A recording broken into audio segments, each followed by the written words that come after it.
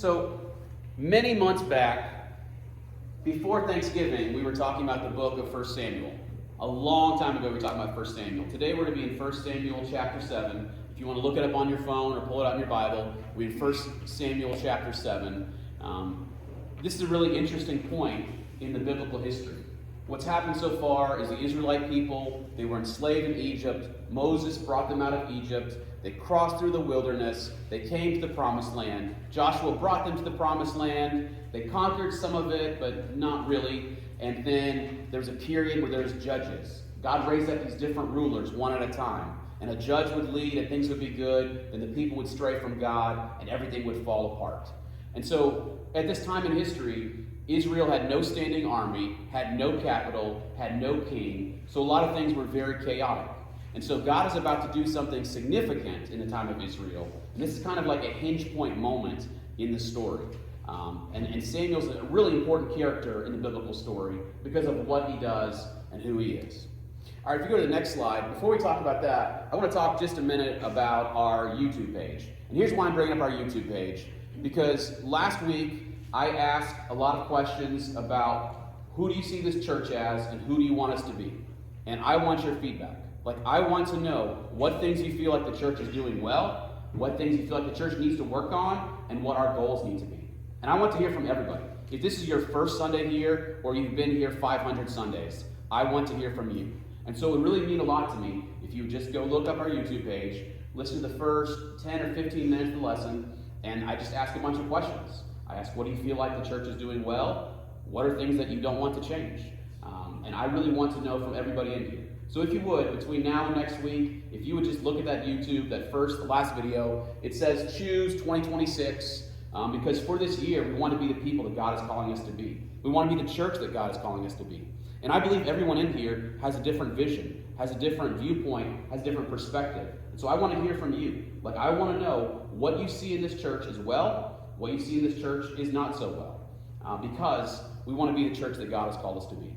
So if you just look up on YouTube, it's very simple. It's FCOG Bainbridge, FCOG Bainbridge, First Church of God in Bainbridge. That's who we are, and I really want you to participate in that. If there's ever a sermon that you want to go back and look up, it's on here. If you want to go look at the kids, the Christmas presentation, that's on you there. That was very cute. But anyway, that's on our YouTube page, FCOG Bainbridge.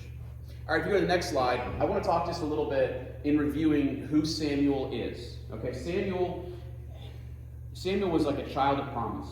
His mother could not give birth, and for many years she was teased, she was taunted, she struggled with her infertility. She struggled with the fact that she couldn't have a child. And then miraculously, she was going to have a child. And she said, if I have a child, I'm going to donate him to the tabernacle. I'm going to donate him to the church, and he will live and serve at the church. And that's what happened. After she had Samuel, she dedicated him to the church. And then Samuel grew up at the church. I keep saying church. Church is kind of our modern thing. At this time, it was the tabernacle. It was this big tent that they had that they would travel around with. That's where they would do their sacrifices. They did animal sacrifices back then. This is where they would pray. This is where they would honor God. That's where the Ark of the Covenant was, kind of that box that's up in the corner.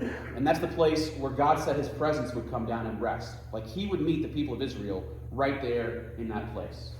And the beginning of Samuel's story, kind of the calling of Samuel, is this time that Samuel is sleeping. And then he hears God's voice call out to him and say, Samuel, Samuel. And he thinks it's Levi. He thinks it's the high priest. So he runs to him, and then Levi says, I didn't call you, go back to bed. And then again, Samuel hears the voice, Samuel, Samuel. He runs to Levi. Levi says, I didn't call you, go back to bed. I don't know if your kids ever get up at night or bother you at night when you're trying to sleep. It's very frustrating sometimes. Yeah, I'm looking at you. It's very frustrating sometimes because, like, man, I just need a break. And then he hears the voice again, Samuel, Samuel. And Samuel gets up. And Levi's like, oh, this must be God talking to you. Like, if you hear the voice again, say, speak, Lord, your servant listens. And I think that's something for all of us. Asking God, God, speak to me because I'm listening. Speak to me because I want to hear from you. Speak to me because I want to follow you. And so Samuel went back. God spoke to him again. And then he heard the call of God. And then from that point forward in Samuel's life, he's a completely different person.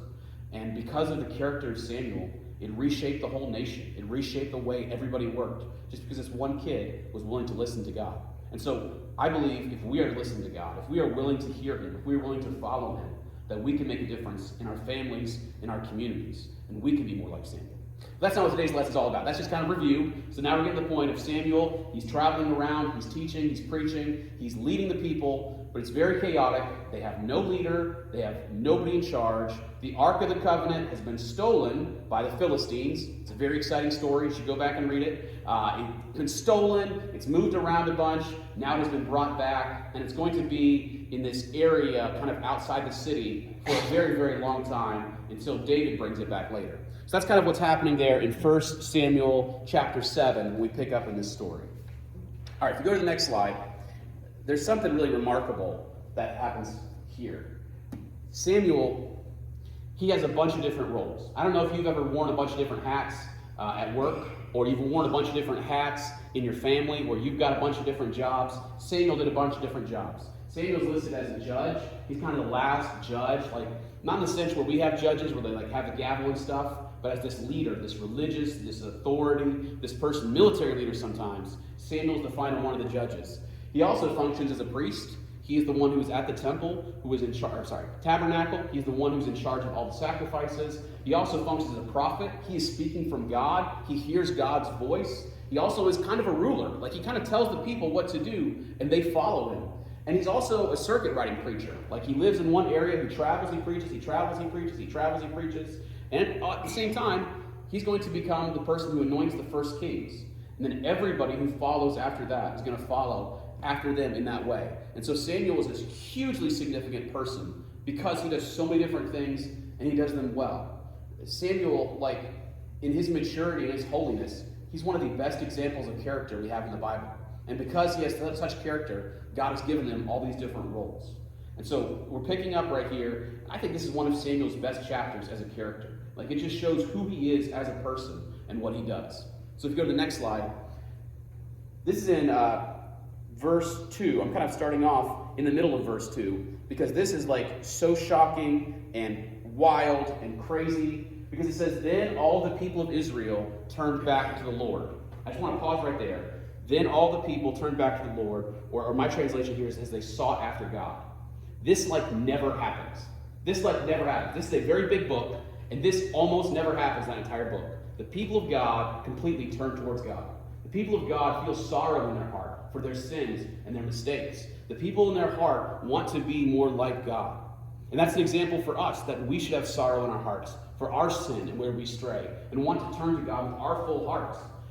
The people of Israel were not a very faithful people. God did not pick them because they were always right. In fact, if you read their story, so many times they disobey God. So many times they run away from God. So many times they are negative or sinful or evil or rebellious. But here at this one moment in history, they're turning to God. Here at this one moment in history, they are following God. Here at this one moment in history, they're doing everything with God. So Samuel says to them, if, there's a lot of weight on that one word, if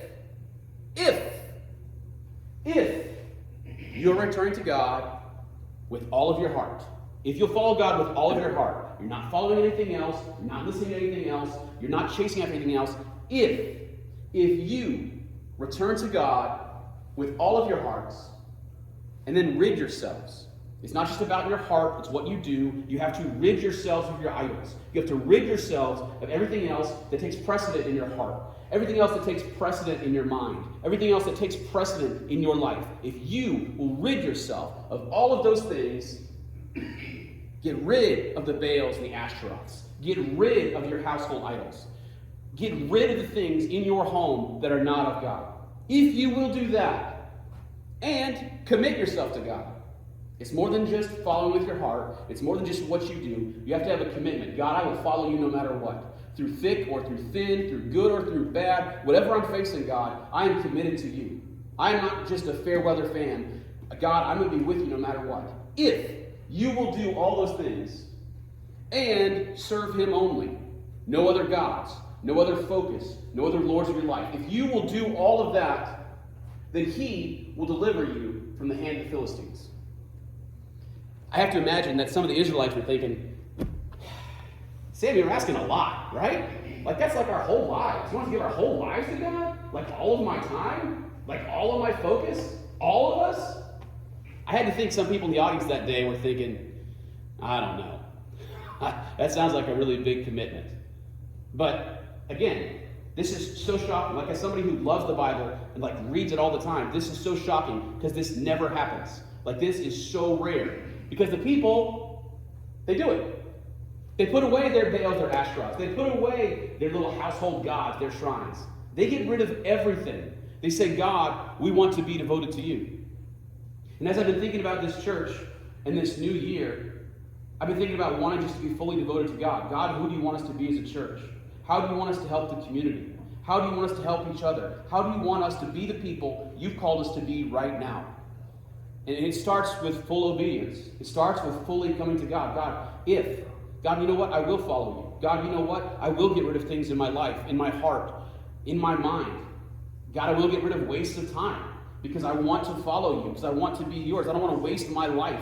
I want to do something meaningful. I want to do something important to help people that need to know you, that are struggling, that are stuck. I'll get rid of everything. I'll commit to you. We want to commit to you as a people, God, because we want to be the church that makes a difference. We want to be a church that helps the community. We want to be a church that loves each other, that accepts each other, that embraces each other. And we want to be a church that people can find God at and be a difference. And so we got to get rid of everything in our hearts and minds as individuals so that we can be the people that God calls us to be. And that's what we see here in 1 Samuel chapter 7. They do it. They get rid of everything. They decide, God, we're going to be devoted to you completely.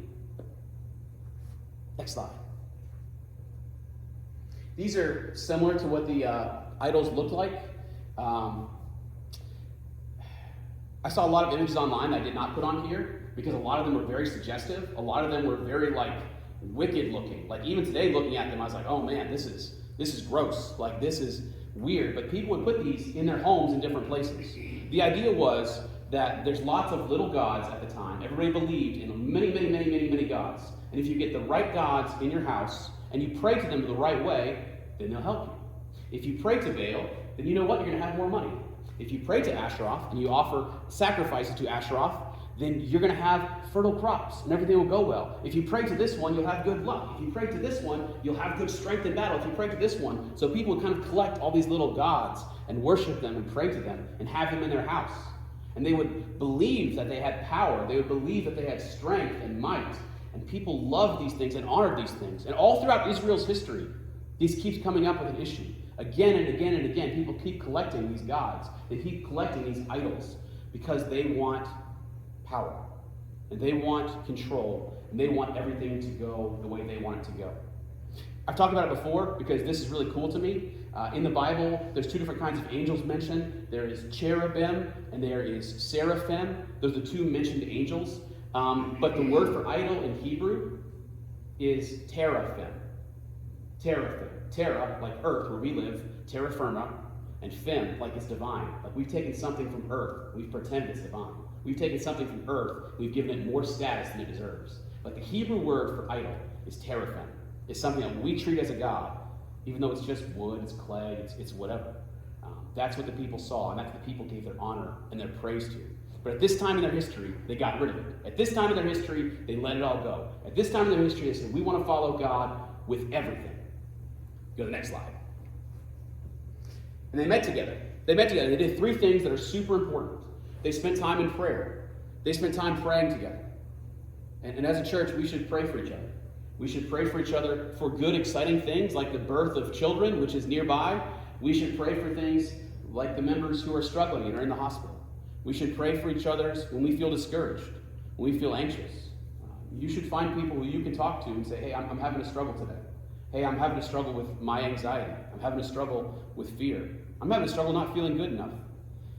As a counselor, one of the main roots of many people's problems is not feeling good enough. I don't feel good enough. I don't feel like I'm good enough. I don't feel like I'm smart enough, strong enough, handsome enough, pretty enough, young enough, old enough, experienced enough, whatever. Most people have their own flavor, but a lot of the problems that people have is not feeling good enough. And as a church community, we need to work together with each other. We have to be open to talk to each other about our problems. We have to be willing to hear each other. The word church in the Bible, it's not about a building, it's not about a service, it's about the people getting together. You are the church. We are the church. I am the church. It's not the bricks in here. It's not the wood. It's us. And so as a people, we need to be willing to talk to each other about our struggles. We need to pray together. We need to fast. Fasting is taking a break from food or other things for a period of time for God. There's a season before Easter, kind of the 40 days before Easter, is called Lent. And that's a time when many Christians around the world, they fast. They give up TV, or they give up sweets, or they give up soda, or they give up something that is important to them because they want to be closer to God. It's like, God, I want to be so close to you. I'm willing to give up this one thing. It's not sinful, it's not bad, but I'm willing to give up this thing because I want to be close to you. It's important that we be a people that fast and confess. Okay, I struggle with this one because I like to think I'm right all the time. Anybody else like to think they're right all the time? Okay, all right, I appreciate that honesty. Wait, we're not supposed to be pointing at people. Carol. We were all thinking Bob too, but none of us were going to say it, okay? None of us were going to say it. We just, listen, all of us like to think that we're right, or we're correct, or we know it all, or we're this. And you know what? We all fail, and we all fall. And it can be hard sometimes, and it can be humbling sometimes to admit you're wrong. It can be humbling sometimes to say, you know what? I overreacted there. I was too loud, or I was too rude, or I was too harsh. Or I was totally wrong. I was way off base. I wasn't even close. And I blew up. And to say, that's not the kind of person I want to be. That's not the kind of person God has called me to be. And so it's important as Christians that we confess. James says, confess your sins one to another so you can be healed. Confess your sins. Like, be open about your mistakes. And this is what the people of Israel did. They got rid of everything. They prayed. They fasted, they confessed, they got together at this meeting place called Mizpah. Everything was going great. They're on fire for God. And then, go to the next slide, the Philistines attacked. Oh man, not the Philistines again. The Philistines are these powerful warrior people. They have chariots, they have iron weaponry. They're strong, they've got armor, they're dangerous. And they're like a plague on Israel all the time. They keep coming after them, they keep fighting them. They're like a major enemy in the Old Testament. And doesn't this just seem like life? Sometimes like you're doing everything right, like you've done everything you're supposed to, and then like the bottom falls out from under you. And it's like, I've tried really hard here, I've done the right things, I've checked all the boxes, and still this happens to me? Why am I even following God? Why am I even listening? What's happening? I've done the right things, and it's not working out? Oh, how disheartening, how frustrating, how irritating. And that's what happens in this moment. The Philistines come after them. They're having a big church meeting, a big group together. They don't have their weapons, they don't have their stuff. And here the army of the Philistines comes after them and starts rushing at them. And they hear about it. And they start to get afraid. They start to get nervous. They start to get kind of flustered because here these enemies are. At this time, the Philistines keep taking cities from them. Like they keep taking cities and saying, that's our city now, and conquering it, and it's theirs.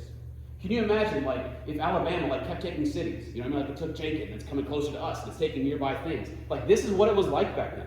You could lose your home. You could lose your farm. You could lose all of your stuff. Your family could be kidnapped. This is what's happening. These enemies have taken more and more and more land, and now they're coming after all the people gathered there together. Now they're coming after everybody who's there celebrating God, who's there worshiping God, who's doing the right things. They have no army. They have no king. They don't have their weapons on them. They're not prepared. And here comes the enemy. What do you do? What do you do? We prayed, we fasted, we got rid of our idols, we tried to serve God. Where is he? Man, I wish I had my idol back who could help me fight it. Because I could really use some fighting help right now, right? Man, I wish we had this. I wish we were prepared. Because the Philistines are coming. The Philistines are coming. And something strange happens. You can tell the people are following God because this is what they say. They say, Samuel, don't stop praying. Samuel, don't stop worshiping. Samuel, don't stop calling out to God for us.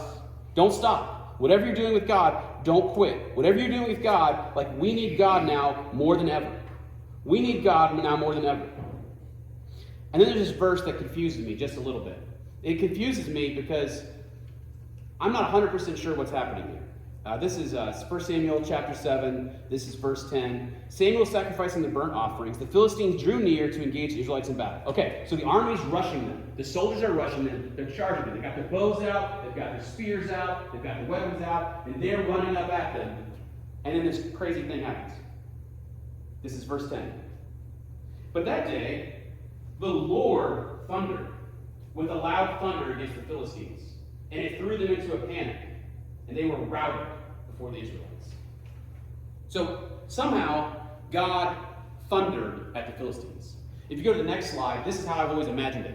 Like, I've always imagined it like this lightning storm happens. Like, the army's coming up, and this lightning storm starts happening, and they get thrown into confusion. I don't know if that's what happened. I've looked in a lot of different translations. The main word there is thunder. Maybe there was no lightning. Maybe there was just this sound of thunder. I don't know if you ever heard thunder really loud, really close to you, so loud you feel like you're gonna jump out of your skin. Can you imagine if that was happening all around you? Can you imagine that as your army was marching forward, you're hearing that out? I don't know if that's what happened. My daughter, as we were reading this yesterday, she said maybe God was just speaking to everybody's mind with a loud thunder. Maybe God's voice just boomed in their ear, in their hearts, and they could all hear God coming against them. Can you imagine God yelling at you or roaring at you in your mind? How terrifying that would be? Can you imagine what that would sound like? A couple of the translations, almost every single translation in English says thunder, you just use that word, God thundered, God thundered, God thundered. A couple of them say God spoke in a mighty voice to them. Maybe that's what happened. But either way, this huge army is attacking. This huge army is rushing at them. This huge army is chasing them. And then boom! That's for everybody sleeping. I'm going to do it again. Boom! Something happens that is so powerful, that is so big, that their army falls into chaos. Their army falls apart. In ancient battles, a battle wasn't fought to the last man. It wasn't like, hey, we have 100 guys, you have 100 guys, we're going to fight down to it's one guy versus one guy. The main thing in an ancient battle was getting the other army to break. If you could get the other army to break, if you could get some of them to start running away, start being scared, start to flee, everybody would flee. And that's how most ancient battles went. If you could just charge them enough, if you could just scare them, intimidate them, do something intense enough, they would run away. And then something wild happens here. Like the Israelites, who again aren't prepared, don't have their weapons on them, don't have a military, don't have a king, they chase them. They chase them. That's what the Bible says. These unarmed people who are praying and worshiping God chase them, and then they take back a bunch of cities from them. They take back all these cities that have been captured from the Philistines. Not because they're united, not because they have strength, but because God thundered them and scared the enemy off.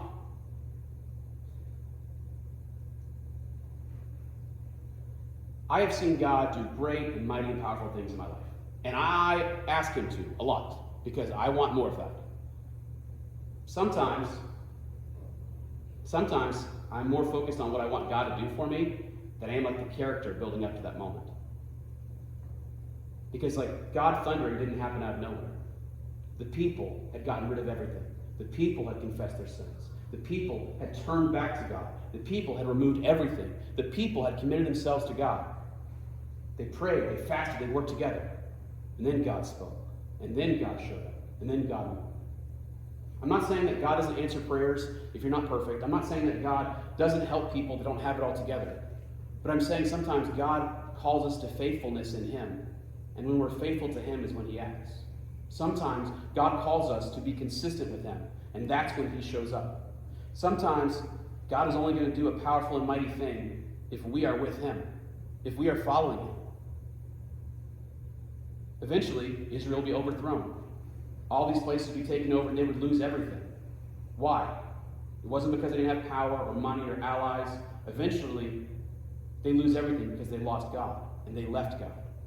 And here, at this moment, early on in Israel's history, because they were devoted to him, because they followed him, because they served him and got rid of everything, they won. They won. What would have happened if they hadn't been following God? What would have happened if they would have been half-hearted? What would have happened if they would have lied or cheated or stolen? I think back to this time when Joshua was their leader. This is just a few generations earlier. Joshua was their leader. They went to go take this place, and they made a few mistakes. One mistake is a man named Achan stole some property that he wasn't supposed to. Another is that Joshua didn't take time to pray to God.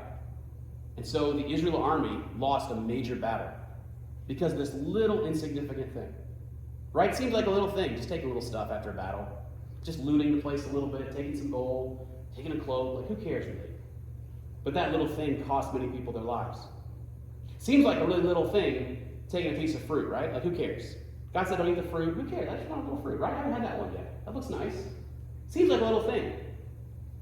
And all of our sin seems little to us in the moment. Everything that we are tempted with seems small, seems insignificant.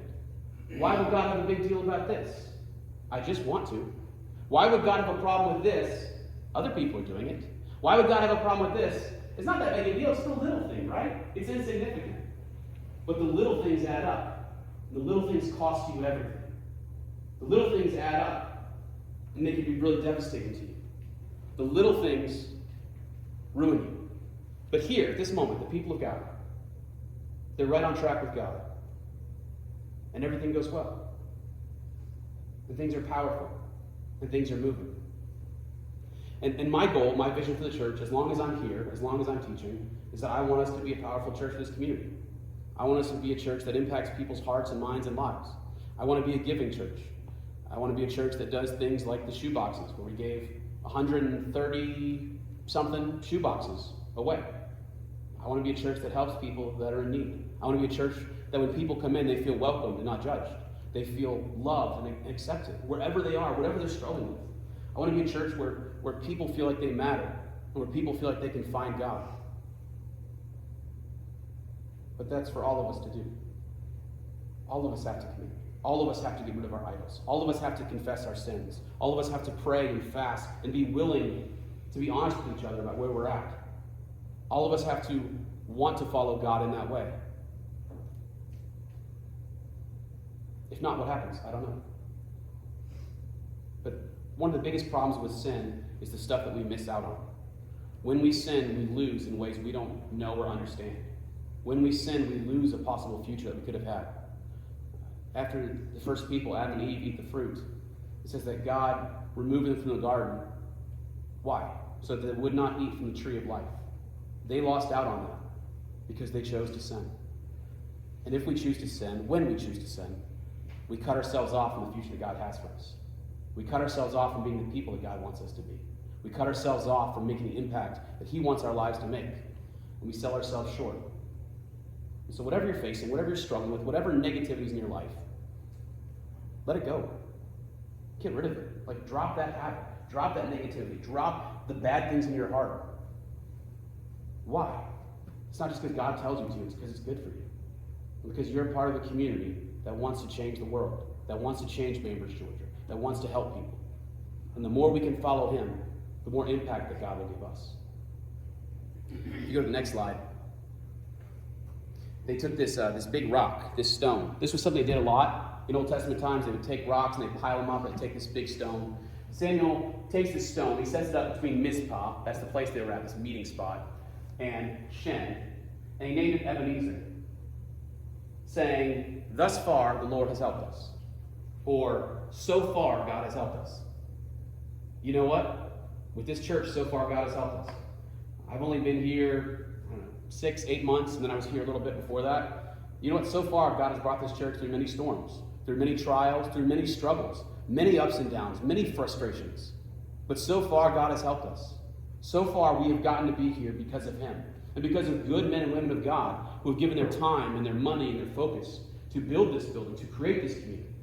So far, God has helped us. So you know what? We're going to keep following Him. We're going to keep being with Him. We're going to keep seeing Him. And we're going to remember the things that God has done. They would set up these stones, these monuments, as a way to remember. One thing you can do for yourself or for your family is remember where God has taken you. Remember the things He has brought you through. Remember the things that God has done that has helped you in your lives. Remember the moments you've had where you struggled and God has been there for you. Remind yourself of those times. Those times when things were so hard and you felt no way out and God was there for you. Remember those things and focus on those things. We can easily get lost in the fears of the future. We can easily get lost in feeling nervous or upset. But the more we can remember that so far God has been with us every step of the way, whenever we face, we didn't have to be alone. So far God is with us. And so we will follow Him as far as He will go, rather than following ourselves or other leaders. Because so far God has been with us. So I don't 100% know what God has for this church in the future. I don't know what God has for you with your future. But I know if you stand with Him, I know the more that you can get rid of the things in your heart that are not of God, the more you get rid of the habits that are not of God, the more you can fully commit yourself to Him, the more He will do great and mighty things with you. The more He will help you, the more He'll be there for you, and the more we'll continue to be with God. I think it's very powerful that God did this for Israel, but I don't think He would have done it had they not been with Him. Sometimes we want God to do a miracle, but we're not doing our side of things either. So wherever you're at in this new year, with your life, get closer to God. Find Him. Listen for Him. Get rid of the things that aren't of Him, so that you can defeat the enemies that are coming against you. So that you can defeat the things that you don't even know to be prepared for. Because we want God to help us wherever we're at. Go to the next slide. The Philistines were subdued, and they stopped invading Israel for all of Samuel's lifetime. As long as Samuel was alive, the Philistines were crippled. They caused no more issues, no more problems, till after he died. And throughout his lifetime, the hand of the Lord was against them. And the towns that were captured, I mentioned this earlier, they were restored to Israel. They got their land back. They got their cities back. They got their people back. And Israel delivered the neighbor territory from the hands of the Philistines. And there was peace between Israel and the Amorites. Israel and this other land that was next door caused lots of issues. They got to have peace. It wasn't because of their wealth or power. It wasn't because of their strength or their allies. It wasn't because of their money. It wasn't because of anything. It was because they had chosen to follow God. So throughout Samuel's lifetime, everything was going well. Until the next chapter, but we'll get to that next week. That'll be 1 Samuel chapter 8, if you want to read ahead. The story kind of takes a turn there. But we want to be people that are fully invested in God so that He can fight our battles for us. Because with Him, nobody can oppose us, stand against us, defeat us, win against us. Because we're with God on our side. He is for us. Like, who can be against us? Who has a say against us? Who even, like, we want to be the people of God and focus on Him and His ways, not anything else. If you go to the next slide, I've got a song, and we all worship in different ways. One of my favorite ways to worship is just close my eyes and listen. Sometimes it's to sing, sometimes to read the words. During this next song, I want you to just worship God however you feel is appropriate. If for you it's close your eyes and just listen. If for you it's raise your hands. It's for you to stand up. It's sing, whatever. Like, I want you to worship God in your way. I want you to worship God in a way that is meaningful to you, that connects to Him. Because ultimately, if God is for us, then who can be against us? Because our God is greater and stronger than anything we face, than anything we felt, than anything that comes against us. Would you play that, Devlin?